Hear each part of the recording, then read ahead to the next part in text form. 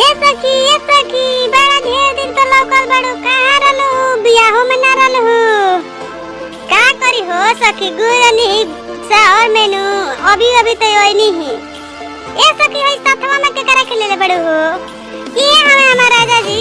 देखत नहीं खुदनिया के चटनी खातिर उसल बावे देखिला दाल बनवनी भात बनवनी सब्जी चोखा हो चटनी खातिर रुसल बावे राजा जी हमारे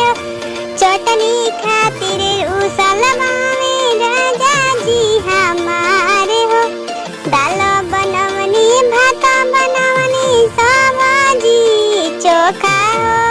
चटनी खातिर रुसल राजा जी हमारे हो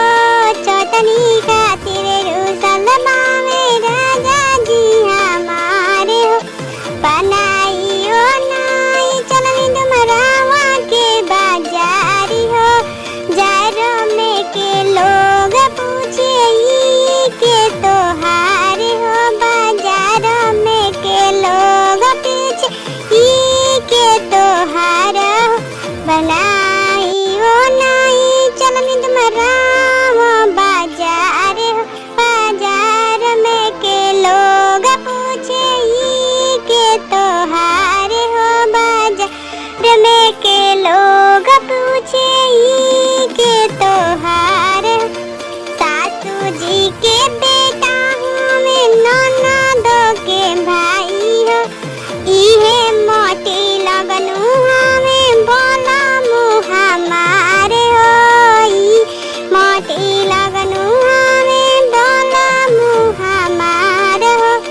ससुर जी के बेटा हमें भसुर जी के भाई हो इहे मोटी लगनू हमें बोला मुँह हमारे हो इहे मोटी लगनू हमें बोला मुँह हमारे हो दाल बनवनी भात बनवनी सब्जी चोखा हो